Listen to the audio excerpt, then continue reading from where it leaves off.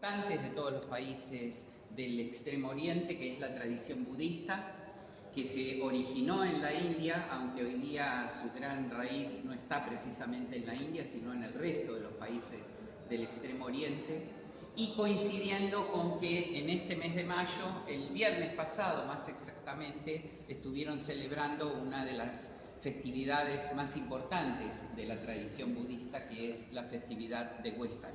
Así que lo primero que vamos a hacer, vamos a ver un pequeño film de 4 minutos preparado por el gobierno de la India, justamente sobre la manera en que Wesak se celebra en la India y sobre lo que significa. Está en inglés, pero lo vamos a ir traduciendo. Ustedes me escuchan bien. Vamos a ver si con el sonido de la película no se empasta la voz. Seguimos así, si no recurrimos al micrófono.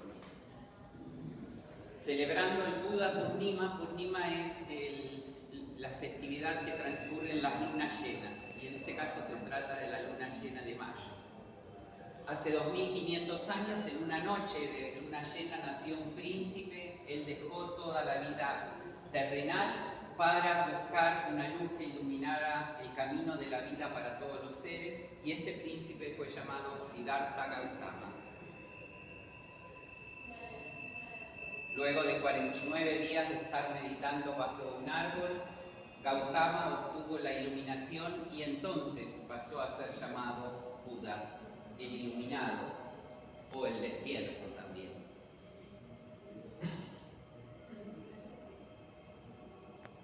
Este es el templo donde está ubicado justamente el árbol. Este árbol en Bodh Gaya, Bihar, en el noreste de la India, es un lugar sagrado para los budistas a lo largo de todo el mundo, y se ha construido un templo allí donde se dice que sigue viviendo un retoño del árbol original debajo del cual Siddhartha Gautama alcanzó el despertar.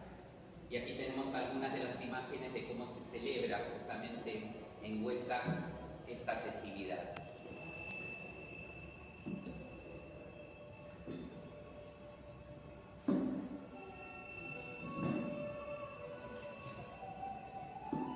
Cada año, en la primera luna del mes de Vaishak, del calendario hindú, que suele caer, como es un calendario diferente, lunar, suele caer entre abril o mayo, se celebra esta festividad, y de ahí viene el nombre, Vesak, del mes de Vaishak, el nombre que este mes tiene en la tradición de la India.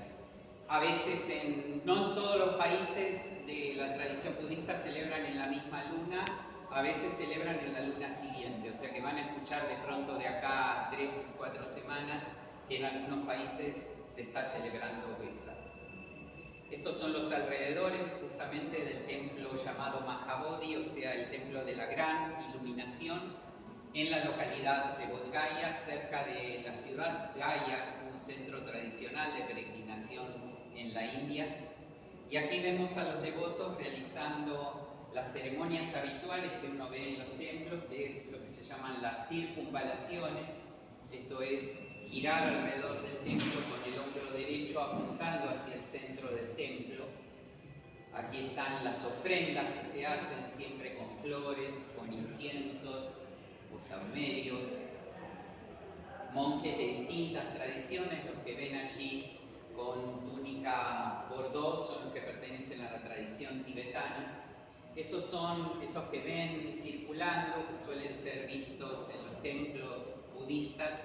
Son cilindros que tienen oraciones, y cuando el devoto pasa y lo echa a rodar, es como echar a andar con el aire del viento esas mismas oraciones. Dado que está impreso en esta idea del camino del Buda y de ese camino que Buda abre para toda la humanidad, esta noción de incorporar todas las dimensiones de la vida a una determinada espiritualidad. Ese es uno de los rasgos característicos que encontramos en todas las tradiciones, yo diría incluso ni siquiera extremo orientales, ¿no?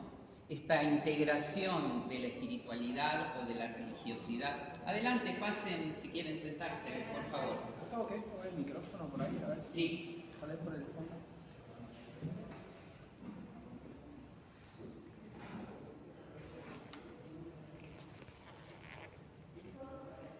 A ver ahora. Hola, hola, hola.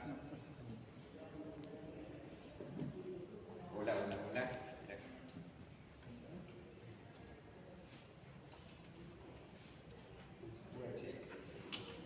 Sí, que me parece que está conectado.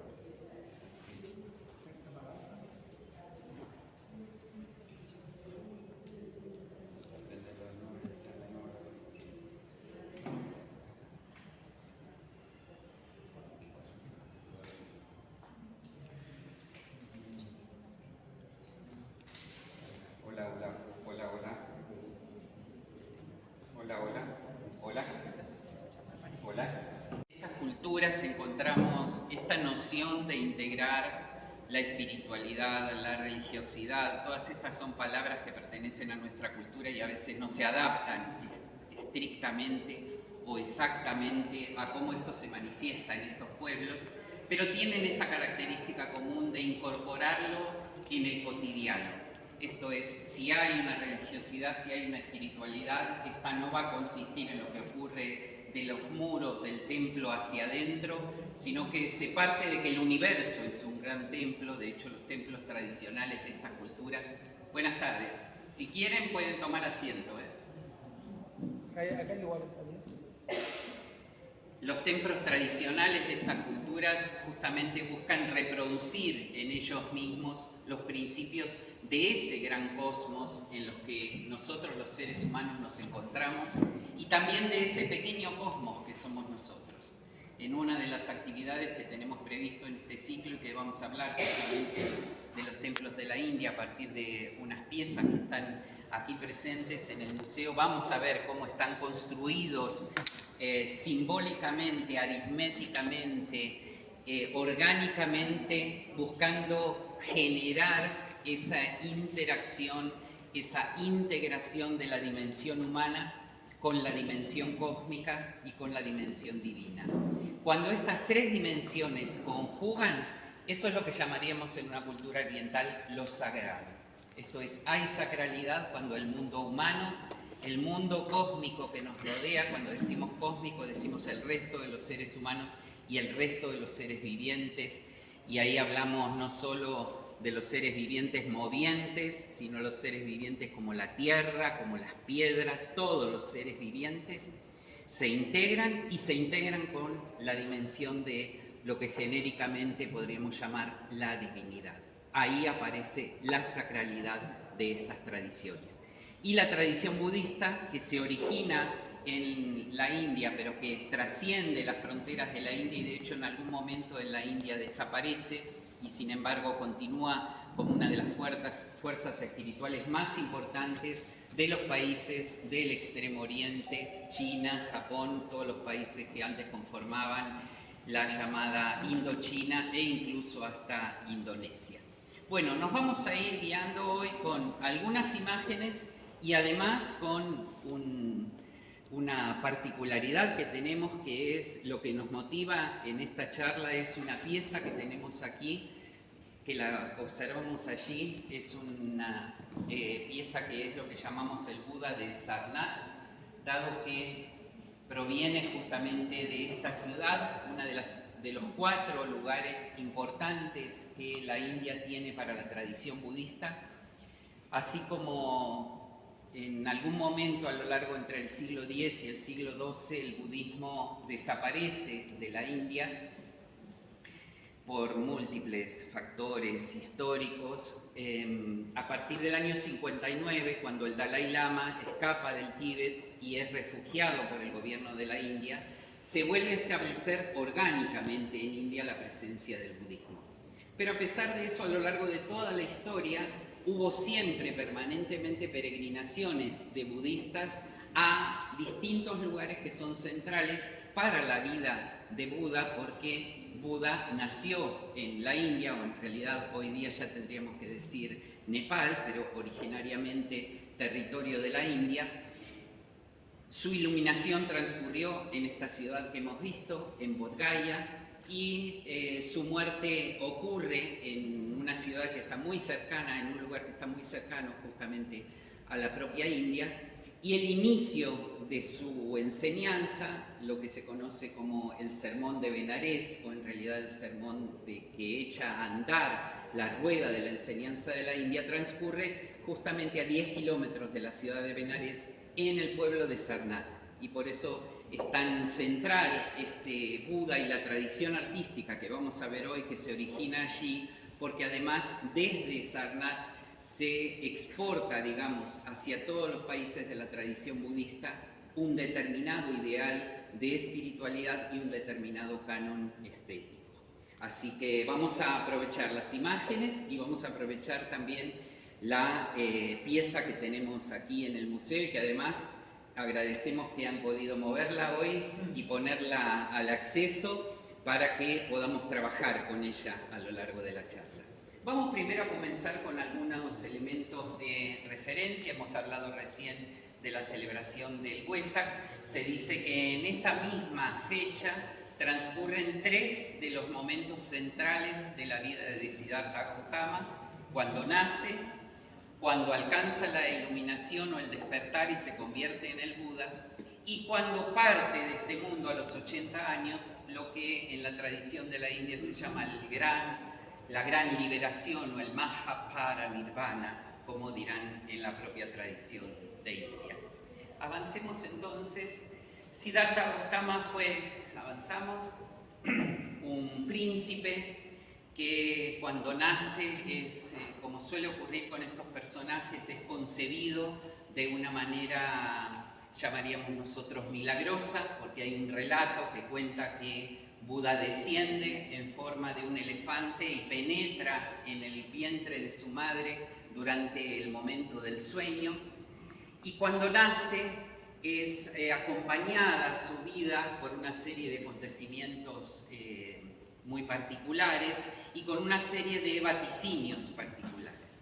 Y un sabio, saben, en la tradición de la India es frecuente aún al día de hoy que hay ciertos sabios que buscan interpretar los signos de las cosas que están ocurriendo, y uno de esos sabios, que los llamaríamos hoy día astrólogos, pero que no tienen nada que ver con lo que leemos, con el horóscopo que leemos en el Clarín o que escuchamos en la radio, vaticinan que quien ha nacido en el palacio ha de tener una gran vida y tiene 2 posibilidades ante sí: ser un gran gobernante, un gran emperador, o ser un gran maestro de la humanidad, renunciar a la vida a la que habitualmente nos dedicamos el resto de los hombres y dedicarse a la salvación de la humanidad.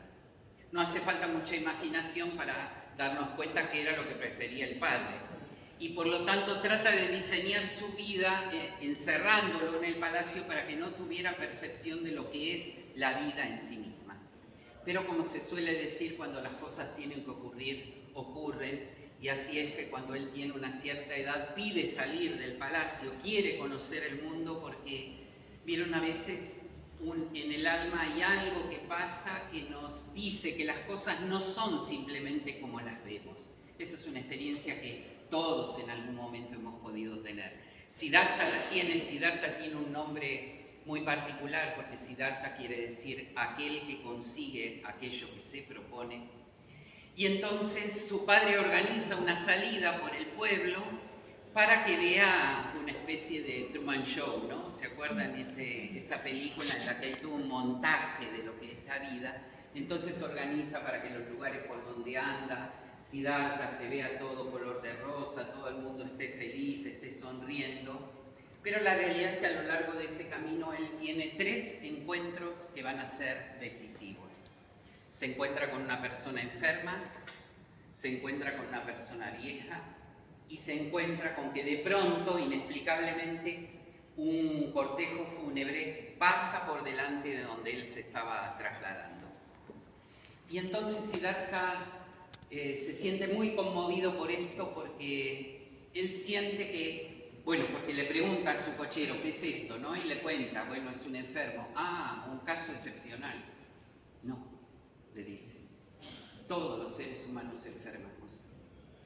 Luego tiene la experiencia de ver a una persona arrugada por la vejez y le dice, qué excepcional es esa persona.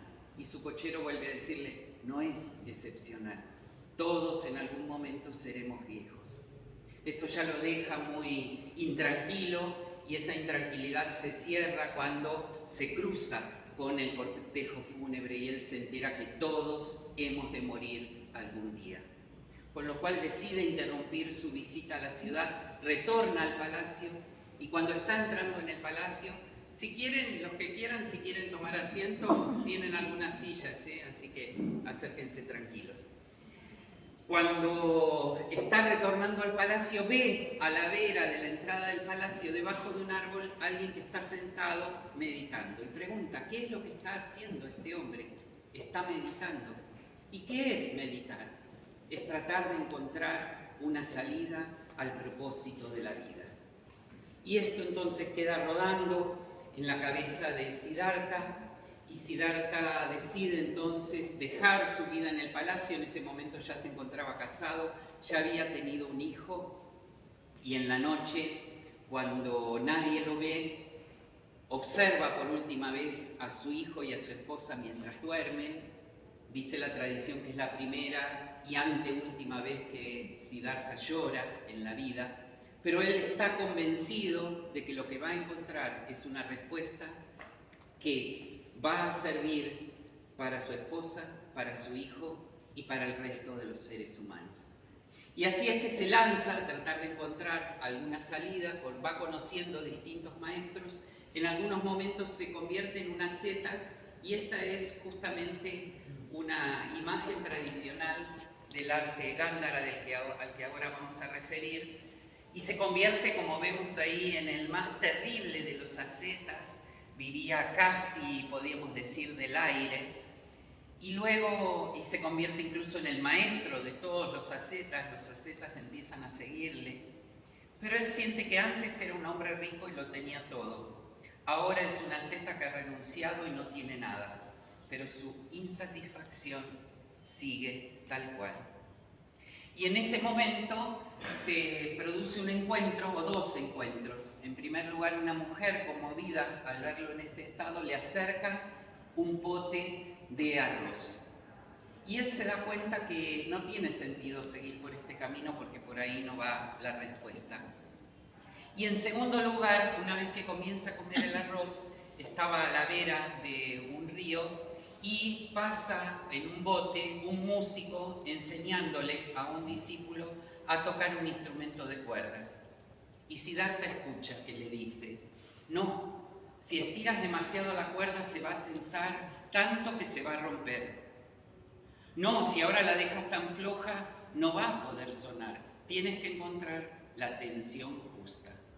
Y en estos dos encuentros, llamativamente, con una mujer y con un músico, ¿no? Qué significativo.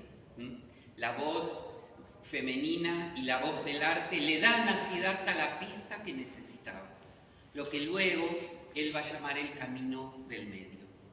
Así es que se da cuenta que no va ni por un lado ni por el otro, porque el inconveniente está en creerse un yo separado y aislado de todo el resto. Con lo cual busca un lugar tranquilo, ese árbol que vimos antes, se pone a meditar. Aquí vemos una de las imágenes de la tradición de Mathura, de Buda meditando, y va a tratar de, ¿seguimos?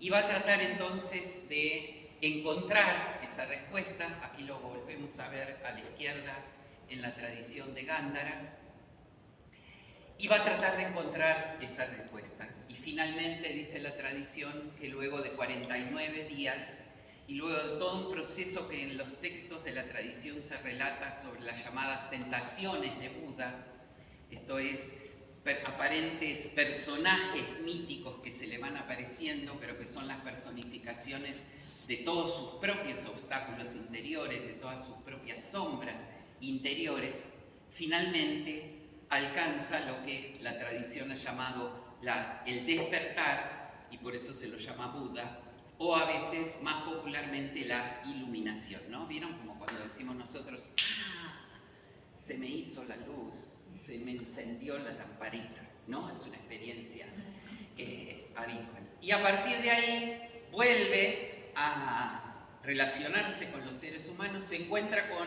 los antiguos ascetas que lo habían abandonado porque cuando vieron que comió del arroz dijeron, otro más que perdió el camino. Y estaban dispuestos a escaparse de él, pero cuando ven que se de Benares. La tradición budista vamos a ver que oscila entre extremos de no representar a Buda y representarlo simplemente como un pie con unos signos adentro, hasta lo que podemos encontrar hoy día en cualquier monasterio de la tradición tibetana, en la que no hay lugar donde algo se ponga, no hay color que esté ausente. Fíjense el gran recorrido que va a haber entre una pieza que la podemos ubicar en el siglo II a.C. y un monasterio 2200 años después. Y eso vamos a ver ahora un poco porque una de las primeras dificultades con que se encuentran los artistas budistas, y en esto es bastante importante destacar el rol central que han tenido para el desarrollo del arte de la India los artistas budistas. No porque el arte en India empezara con el budismo, la cultura india es una cultura milenaria, sabemos, pero la cultura india tradicional y sus artistas hacían sus obras en materiales que son perecederos. No hay, por ejemplo, en India templos más antiguos que el siglo VII de nuestra era, lo cual es bastante infrecuente porque vamos a Egipto, vamos a Grecia, estamos acostumbrados a ver construcciones. No así en la India, y no hay incluso piezas de escultura tampoco tan antiguas, justamente porque trabajaban básicamente materiales para la escultura, como ser la madera, y para la construcción la madera, propia madera, el bambú y los ladrillos, y esto fue haciendo que se perdieran todas estas construcciones. Pero vamos a ver qué van a hacer los artistas budistas en contacto con artistas que vienen desde Occidente por un encuentro de culturas, los que van a sentar las bases para el desarrollo de lo que llamamos el arte clásico de la India. Y en ese sentido la India, por eso siempre se dice que no es un país, es un espacio geográfico en el que se produce un encuentro de multitud de culturas. Desde que hay registros históricos en la India ha estado permanentemente invadida y permanentemente absorbiendo los elementos que traen los invasores y a su vez dándoles y brindándoles un carácter particular. No, hoy la charla no es un desarrollo de la historia del arte budista, pero simplemente vamos a recorrer 3 grandes periodos para que entiendan cómo llegamos hasta el Buda de Sarnath. Sarnath, para que tengan idea, lo ubicamos aquí, esta zona cerca de Benares. Cuando vayan a la India, si van a Benares o Varanasi, no dejen de ir a Sarnath. Benares es la ciudad considerada más sagrada en la India, está a orillas del Ganges, suele ser solo conocida por las famosas cremaciones que ocurren en sus orillas, en un lugar de sus orillas, pero en realidad en Varanasi hay para ver todas las características de la tradición de la India. Pero fíjense, este primer periodo que va a determinar la aparición del arte clásico budista, caracterizado por un imperio que se llama el Imperio Maurya y cuyo tercer emperador fue el famoso Ashoka, entre el 260 y el 230 a.C., van a representar el primer gran periodo en que aparece un arte que perduró y que hoy día lo podemos conocer. Dentro de la Gran India, porque fíjense que ahí tenemos Kabul. Kabul es la capital de Afganistán. Estamos llegando aquí, abarcando todo lo que es Bangladesh y casi hasta completamente el sur de la India. Este emperador, Ashoka, un personaje muy llamativo porque era no solo un emperador, no solo un militar, sino un militar terriblemente sangriento. Y luego de una batalla en la que mata más de 100.000 personas en batalla, se siente compungido y arrepentido del espectáculo que está atestiguando. Y por lo tanto se decide hacerse discípulo de Buda. y emprende una cruzada de difusión de los principios de la cultura budista a través justamente de estos famosos pilares de Ashoka, que hoy día todavía podemos ver bastantes de ellos.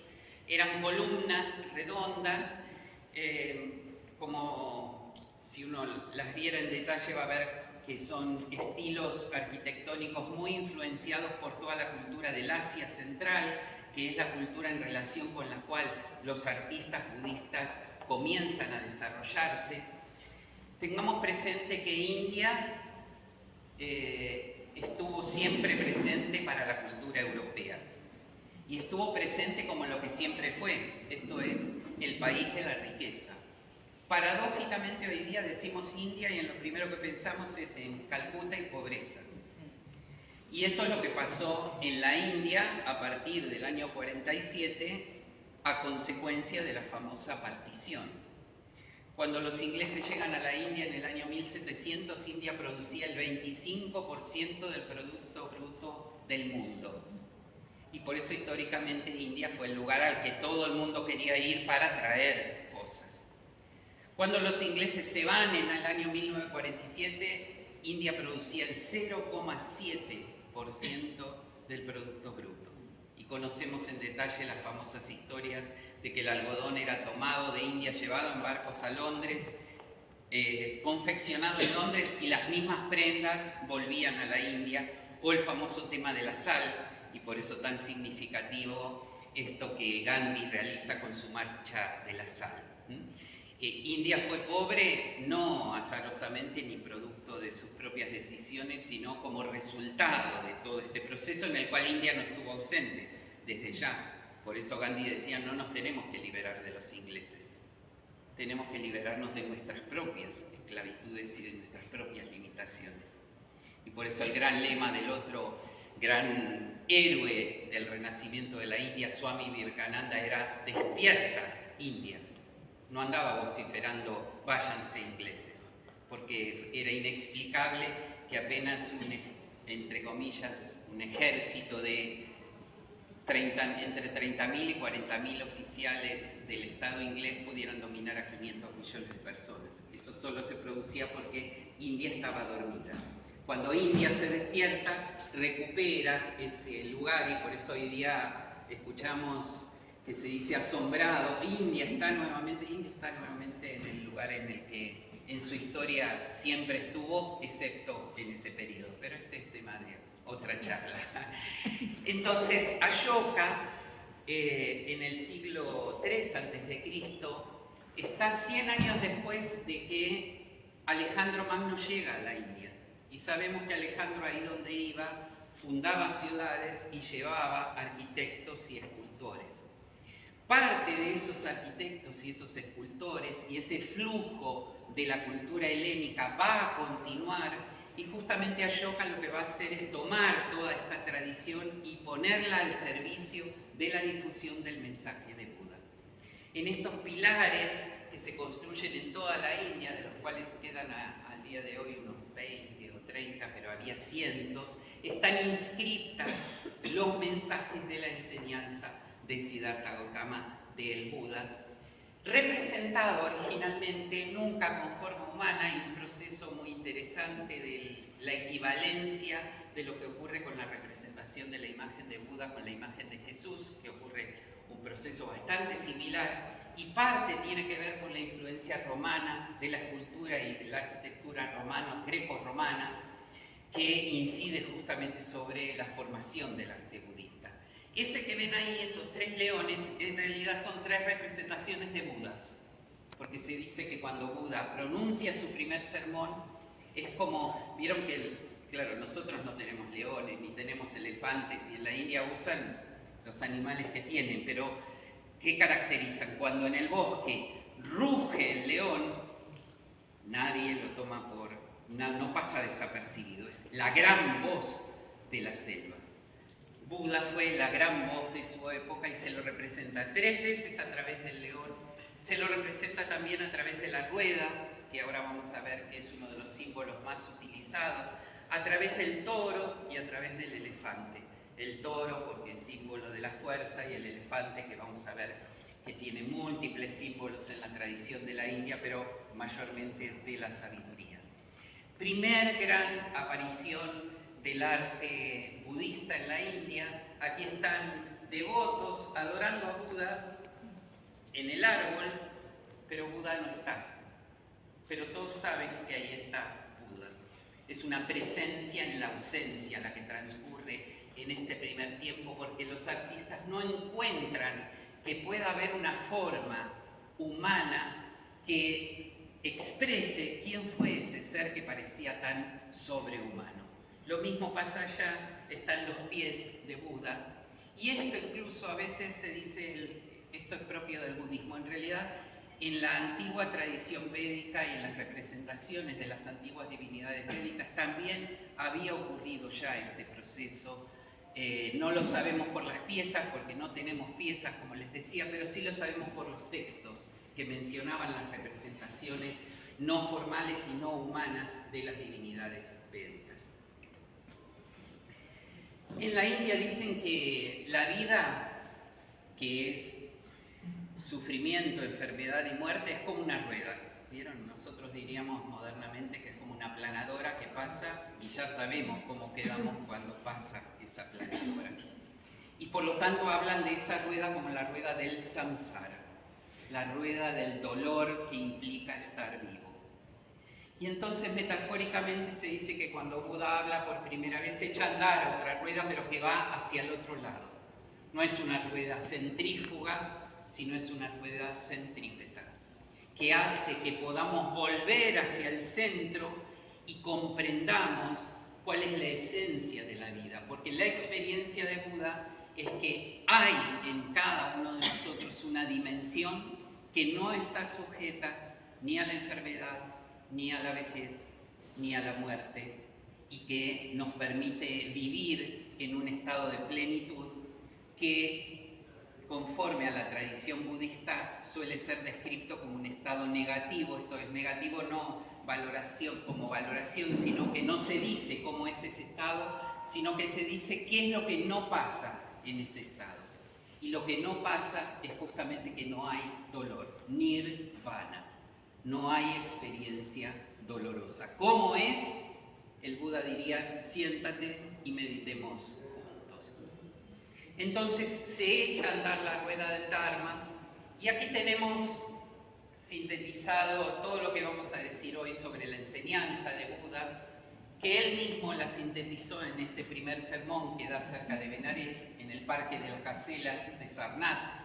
Visitar Sarnath aparte es muy interesante porque en el mismo lugar, estando solo en India, van a conocer cómo es el budismo tailandés, porque hay un templo tailandés, el budismo tibetano, porque hay templo tibetano, el budismo de China, porque hay un templo chino.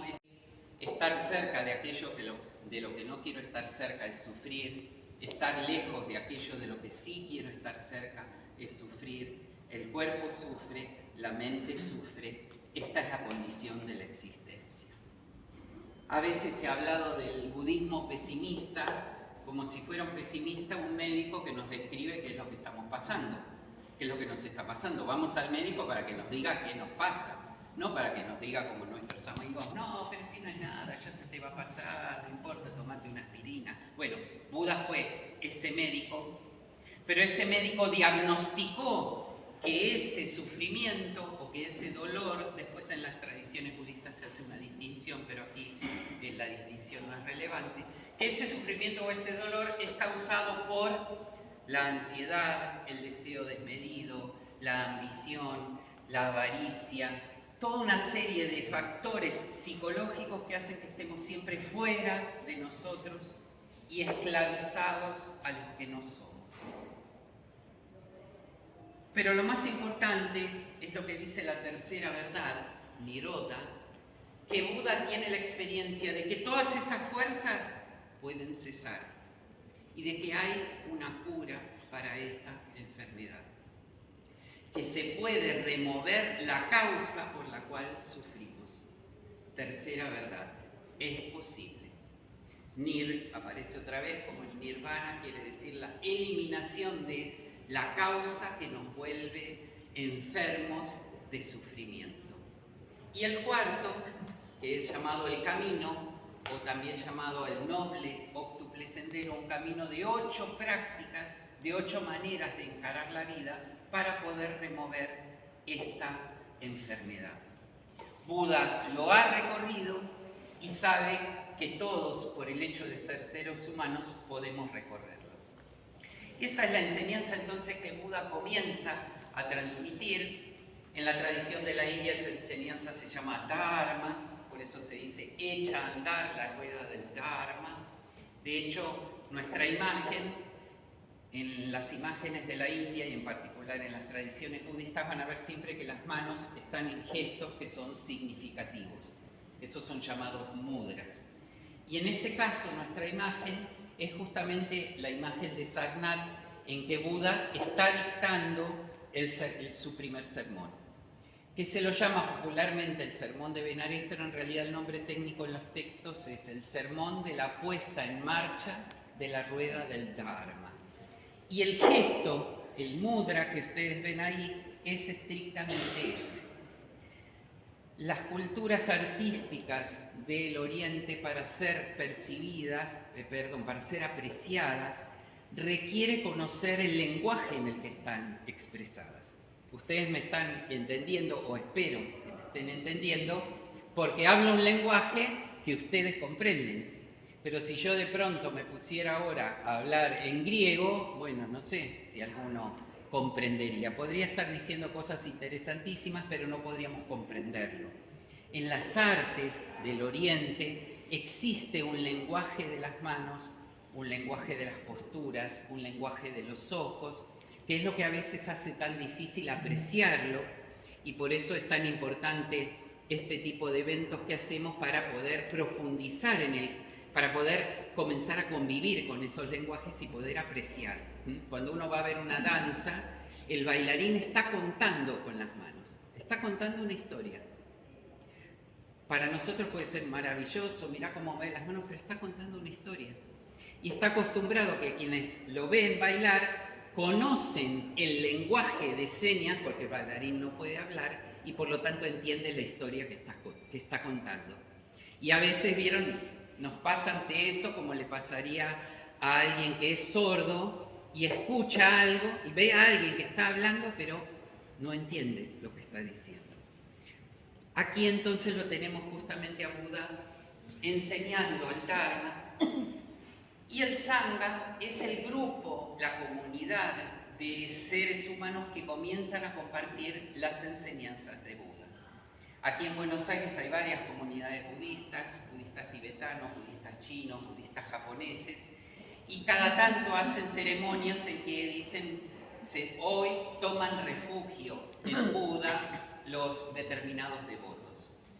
Y justamente cuando toman refugios dicen, tomo refugio en Buda, tomo refugio en su enseñanza, tomo refugio en la comunidad de seguidores de Buda. Y eso es lo que se llama la triple joya y está representada aquí, en estos 3 puntos de este símbolo tan particular de la tradición budista, que lo vamos a ver permanentemente, aun cuando después aparece Buda con su figura.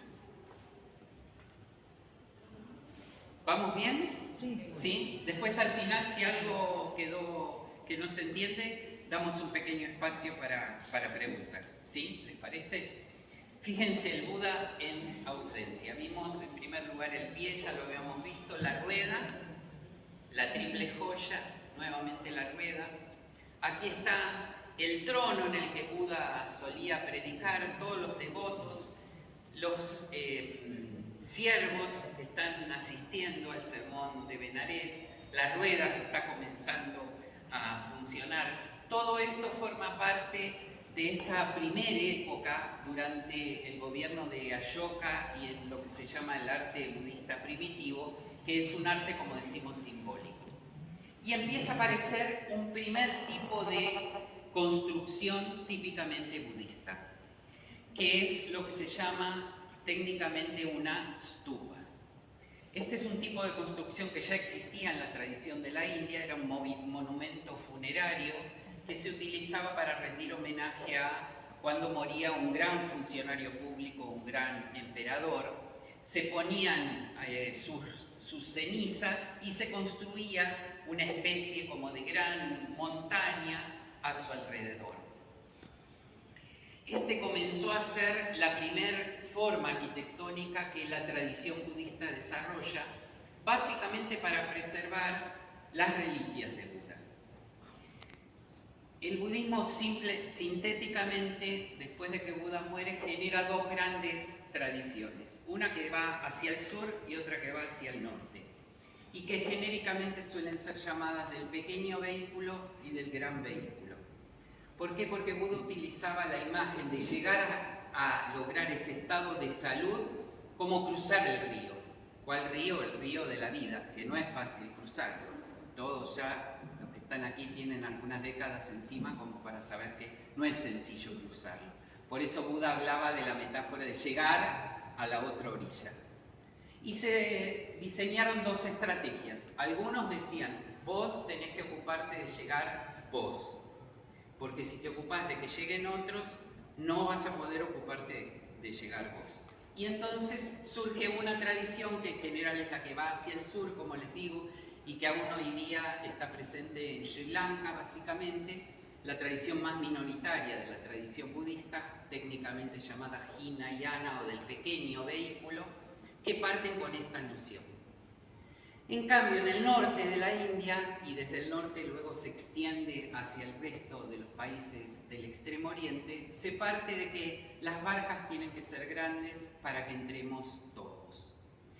Y en esta tradición, que va a terminar constituyéndose en lo que hoy día en Occidente llamamos una religión, existen divinidades, empiezan a aparecer divinidades, cultos, ritos, templos, etcétera, etcétera. Y por lo tanto se empiezan a venerar, como en tantas otras tradiciones, las reliquias de Buda, que son las reliquias, los pelos de que supuestamente pertenecen a Buda, los huesos que pertenecen a Buda.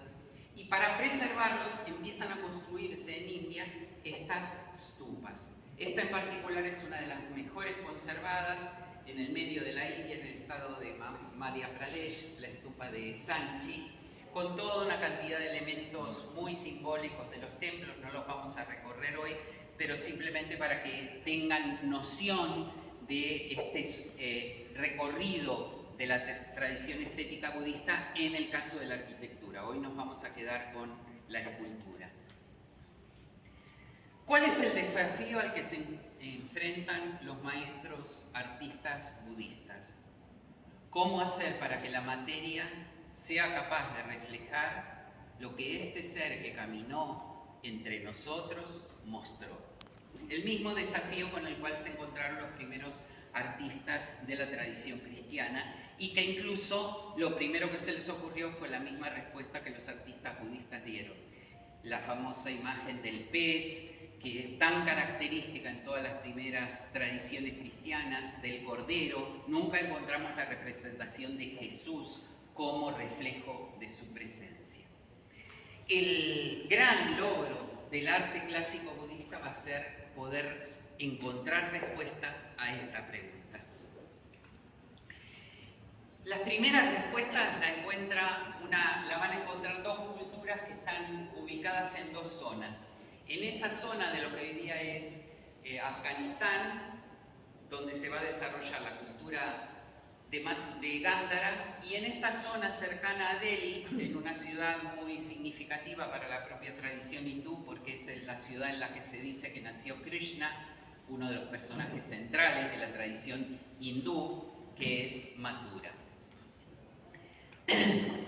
Acá tenemos algunos de los lugares donde empiezan a aparecer imágenes de Buda entre el siglo I y el siglo V. Básicamente vamos a ver que está todo centralizado en lo que se suele llamar la cuna de la cultura clásica de la India, la llanura del Indo y del Ganges, los dos grandes ríos, el Indo que baja por aquí y hoy día está dentro de Pakistán, y el Ganges que atraviesa toda la India y luego desemboca frente a Calcuta, en lo que se llama West Bengal. y algunos lugares donde los misioneros, porque esto es muy característico de la tradición budista, a diferencia del resto de las tradiciones de la India, una tradición misionera en sí. Ya en época de Buda, algunos de sus discípulos comienzan a emigrar hacia otros lugares por el simple hecho, como se dice en la tradición cristiana, de la buena nueva, ¿no? ¿Vieron? Cuando uno encuentra algo valioso, lo primero que hace es llamar a un amigo y decirle, che, mirá lo que encontré. Y esto mismo pasó en la tradición budista. Así que empezamos a ver algunos de estos lugares. Aquí está Sanchi, que recién lo vimos, Barhut, que va a ser el lugar de otra gran stupa, Amaravati, el tercer lugar junto con Mathura y Gandhara, donde se va a desarrollar la primera tradición budista, y luego todo en la zona típicamente budista, Lumbini, la ciudad en la que Buda nació, Sarnath, donde dio aquí el primer sermón, y hasta ahí estamos. Todo lo que se desarrolla aquí se desarrolla en contacto permanente con pueblos e imperios, porque luego de que muere Ashoka, el imperio Maurya se debilita y sobreviene la aparición del imperio de los Kuyanas, que están conformados por pueblos con una influencia fuerte de la tradición romana, no romana de la Roma en sí, sino de todas las provincias romanas, bactrios, escitas, partos, o sea, la tradición persa, y son los que van a traer una primer gran influencia cultural, pero básicamente artística, y no tanto cultural y para nada religiosa, porque estos pueblos, como el pueblo romano en sí mismo, no tenían religión propia. Entonces lo que hacen es llegar a la India, tomar los valores de la propia tradición india, en este caso del budismo, pero entregarle todo el desarrollo de su saber, en particular el saber estético. Incluso uno de estos personajes, el famoso Menandro, que pasa a ser un personaje de un texto clásico de la tradición budista que se llama, en la que se llama Milinda, y las conversaciones de Milinda con los sabios budistas se pueden seguir leyendo aún al día de hoy como testimonio de esta sabiduría que comienza a expandirse por todo el norte de la India, tanto hacia el este como hacia el oeste. El primer gran estilo que desarrolla la tradición budista va a ser el estilo de Gandhara. Ahora lo vamos a ver. Y el segundo estilo va a ser el estilo de Mathura. ¿Por qué lo pusimos aquí? Porque como imagen, a diferencia de la tradición de Gandhara, que como vamos a ver tiene una fuerte influencia de la cultura helenística, o sea, de la tradición, de la interacción de la tradición griega con la tradición romana. Aquí encontramos una de las primeras innovaciones que introduce justamente la tradición de Gandhara, que es la representación parado. Esto que era tan típico de la tradición griega, de la tradición romana, que no era tan característico por lo que dicen los testimonios, de las tradiciones propias de la India, y empieza a aparecer el Buda parado, empieza a aparecer el nimbo detrás no solo de la cabeza, sino fíjense, de todo el cuerpo. Este también es un elemento muy propio de las culturas del Asia Central. Estamos aquí ya en el siglo II y IV de nuestra era en la ciudad de Mathura. Fíjense, aquí está el Buda de Gandhara. Cuando veamos ahora en la siguiente imagen un poco más de cerca, imágenes las maneras en que presentan estos tocados, imágenes que nos recuerdan mucho lo que podemos observar hoy día en los museos europeos sobre la forma en que los romanos representaban justamente a sus propios emperadores. A pesar de eso, estamos viendo un ensamble de culturas estéticamente muy tiradas hacia el oeste y religiosamente o espiritualmente muy tiradas hacia el este. Este es el proceso que está transcurriendo desde el siglo II, desde Ashoka, y que va a culminar con el Buda de Sarnath en el siglo VI, en el de nuestra era, en el esplendor del arte clásico de la India, hasta que finalmente India encuentra su propia forma artística que pueda convertirse en reflejo y en imagen de ese personaje que fue Buda. Miren aquí el detalle de la imagen del Gándhara, incluso la manera de trabajar el pelo, una manera muy típica del llamado arte indo-greco o indo-romano, donde ni termina de ser indio ni termina de ser griego, y vamos a ver que este proceso, durante la aparición del Imperio Gupta, que se da casi en una zona bastante similar a la del Imperio de los Kuyanas, pero con sede central de sus desarrollos en Mathura y básicamente en Sarnath. Gándhara era el estilo más occidental, Mathura representó la transición y finalmente en Sarnath se termina de consolidar el arte clásico del budismo con la aparición de los Guptas. Por eso el arte Gupta es el periodo de arte de mayor florecimiento en la India, no solo en la escultura. Aquí tenemos dos de las piezas más clásicas que uno ve en Sarnath.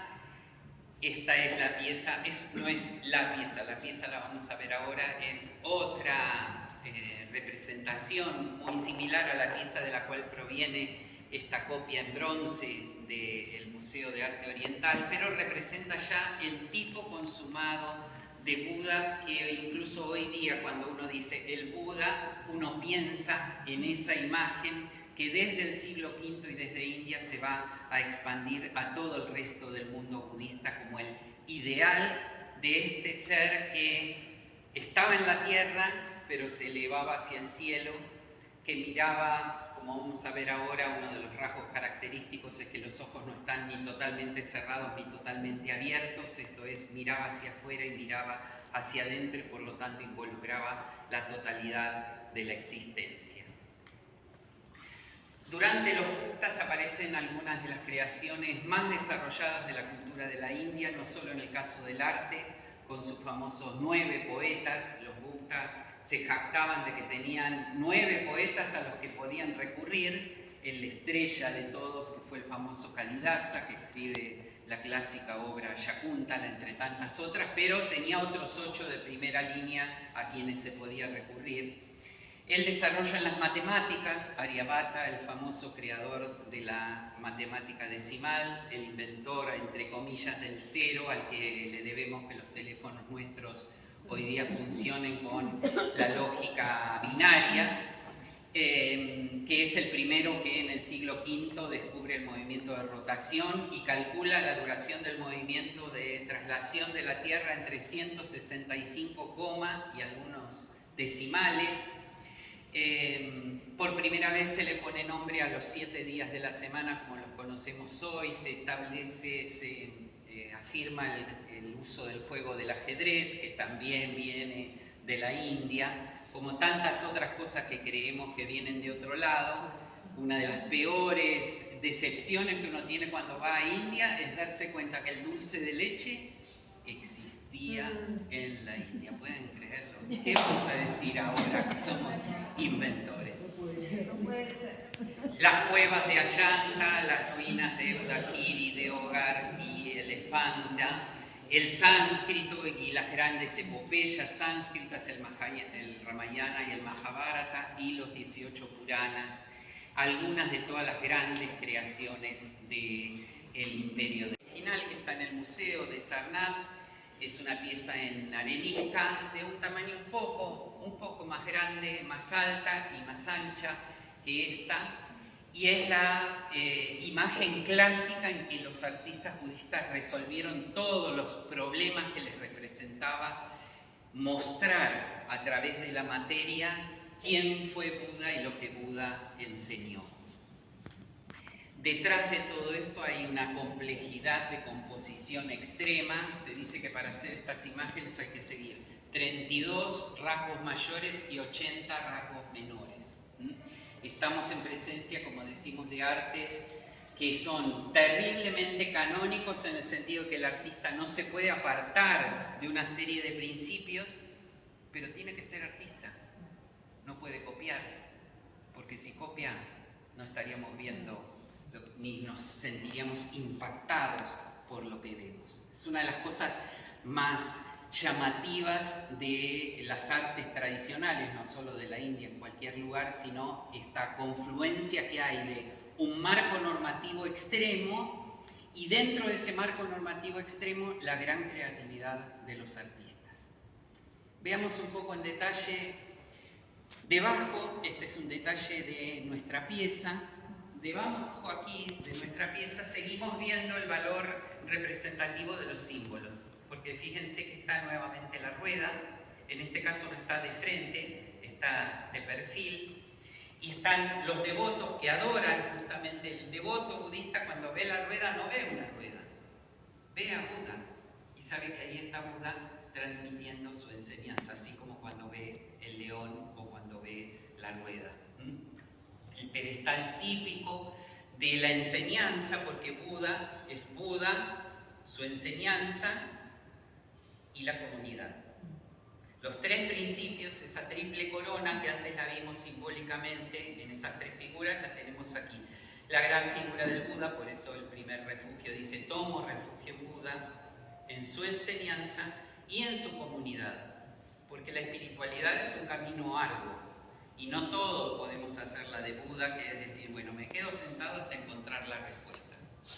La crónica dirá: ahí lo encontraron, sentado. Buda es ese tipo de seres que esa gran determinación pudo encontrar la respuesta y irradió. Aún antes de hablar, por eso sus primeros 5 compañeros, antes de escucharle, sabían que algo había encontrado. Pasamos, ahí tenemos un detalle más de cerca de la imagen original, pasamos. Ahí tenemos algunas de estos 32 señales que todo artista que representa a Buda tiene que respetar. Fíjense la forma clásica que tienen las orejas largas, la manera en que tienen que estar entreabiertos los ojos, la manera en que está elaborado el tocado. Si ustedes después se acercan, los rizos, incluso ahí en una de las fotos lo vamos a ver en detalle, los rizos que forman cada uno de los mechones de pelo. Es como si el pelo, en vez de estar estirado, fuera en sí mismo una estructura centrípeta, fuera una especie de remolino que está tratando de ir hacia el centro. Uno de los 2 signos más claros que tiene, que es esta especie de corona, que se llama en la tradición budista el Ushnisha, que es el que denota casi, es el que termina de conformar a la imagen de Buda casi como una montaña, que es el simbolismo tradicional que todas las imágenes religiosas de todas las tradiciones tienen, porque se basa en un principio geométrico que es estar asentado sobre la tierra, pero ascender hacia el cielo hasta que en un punto se toca ese cielo. Pero en el caso de la tradición budista, como en todas las tradiciones fundantes, el templo es Buda. Y ahí donde esté Buda, ahí está el templo. Ahí estará su enseñanza, ahí estará su comunidad. Si después está el templo pero no está Buda, ya no hay más que ruinas. La gran diferencia de lo que ocurre cuando uno viaja a India es que no solo se encuentra con grandes construcciones, sino que esas construcciones están vivas, porque la gente está viva en ellas y la presencia a la que se están dirigiendo también está viva. Pero esto no es cuestión de habla, sino que esto uno lo tiene que sentir y experimentar. Los gestos de las manos, hay distintos gestos de las manos. Los más comunes, este es uno de los más relacionados con la labor de Buda, pero en realidad el más común suele ser este, que es el llamado Abhaya Mudra o no temáis. Está todo bien, ¿vieron? Cuando estamos preocupados, si alguien dice, no te preocupes, está todo bien, y eso nos tranquiliza.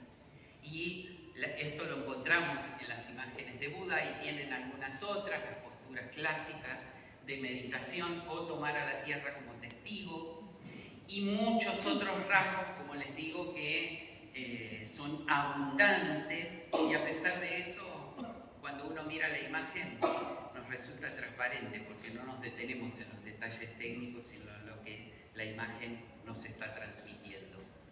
Ahí vemos más en detalle la manera en que los pies están cruzados en una de las posturas clásicas de meditación. El camino de 8 pasos de Buda no tiene que ver solo con meditar, son 3 pasos por la manera de actuar, 3 pasos por la manera de pensar y luego 2 pasos por la manera de meditar, porque la meditación es un lugar de llegada.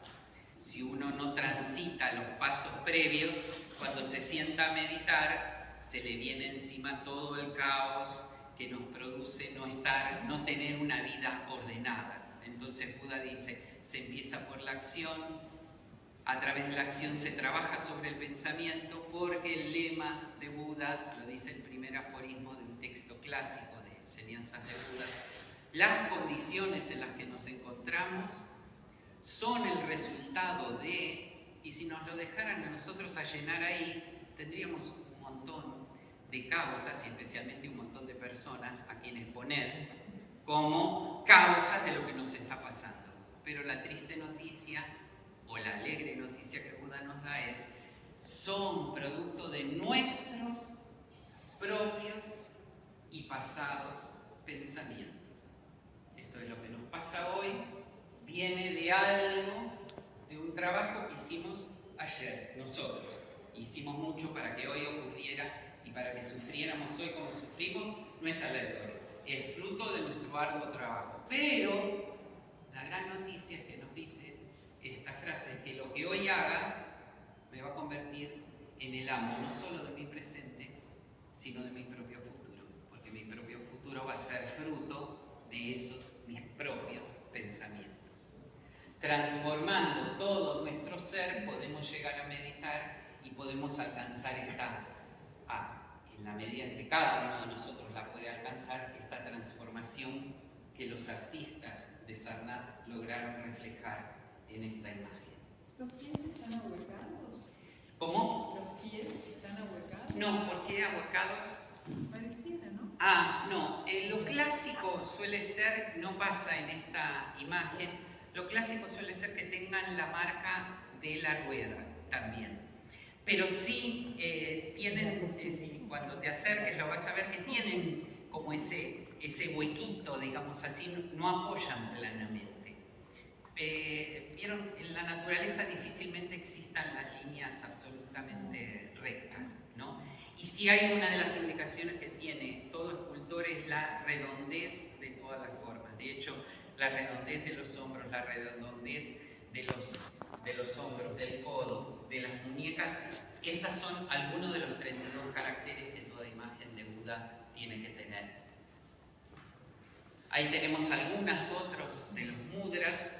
Cuando ustedes ven funciones de danza clásica de la India, los mudras forman parte justamente de ese lenguaje con el cual las bailarinas danzan.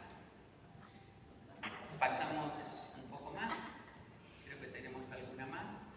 Ahí tenemos un detalle de la pieza original como para ver esta noción de que los párpados no llegan hasta abajo, sino que están entreabiertos y siempre sirviendo como de puente, de saber cuándo cerrar y de saber cuándo abrir, de saber cuándo exhalar y cuándo inhalar y encontrar así el ritmo de la vida. Si algo caracteriza estéticamente estas imágenes es justamente el ritmo que tienen.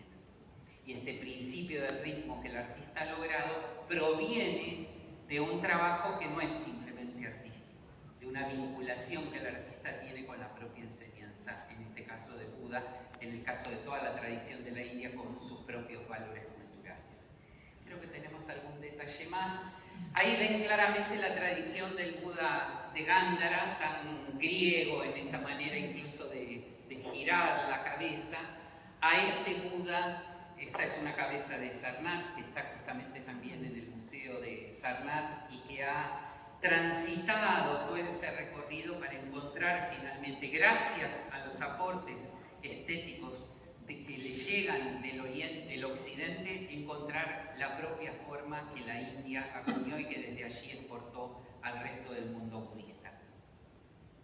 Lo mismo la piedra finalmente se volvió transparente a ese soplo del espíritu del cual querían hablar los artistas budistas.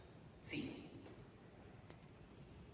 Durante la época de los Gupta se comienzan a construir las famosas grutas de Ajanta en el norte, digamos en la zona central, tirando hacia el oeste de la India. Y este es el famoso Bodhisattva Padmapani. Los Bodhisattvas son una figura, la primera figura que la tradición que yo les dije del norte de la India, que no se conformó con que todo fuera simplemente el Buda, y acuñaron un concepto a partir de que la compasión es uno de los valores centrales de la enseñanza de Buda. Acompañaron la aparición de un ser que se llama el Bodhisattva, que quiere decir el Buda de compasión. Alguien que estaría en condiciones de convertirse en Buda entrando a las puertas del Nirvana, pero la metáfora dice, prefiere permanecer fuera de ella, ayudando a todos los que vienen de más abajo.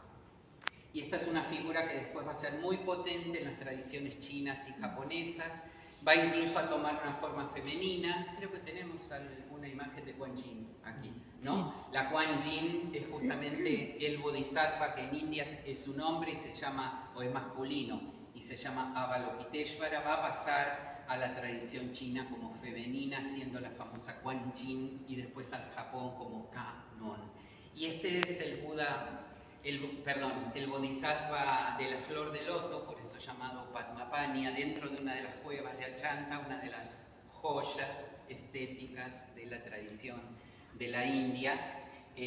Bastante difícil de poder verla porque está oscura y se mantiene con poca luz, justamente es del siglo VI, o sea que, y pintada, nunca restaurada, pintada directamente sobre la piedra.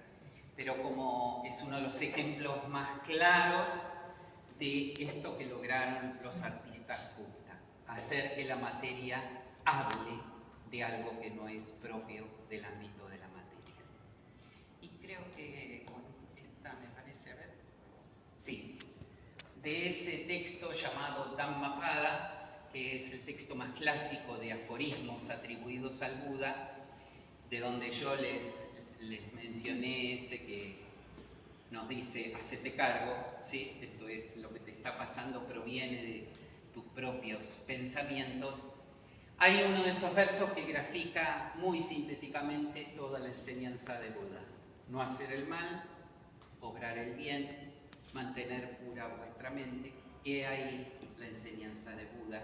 He ahí la enseñanza que estos maestros lograron en esta dura piedra, bueno, en este caso es una pieza metálica, pero que lograron imprimir al tosco material con el que trabajaban para que, habiendo pasado ya hoy día 1700, 1800 años o 1600 en que las acuñaron, aún hoy día nos siguen impactando, seguimos viniendo y seguimos interesándonos por ella. Así que hasta ahí por mi parte, y podemos dar un espacio. ¿Cómo estamos? 20, ahí.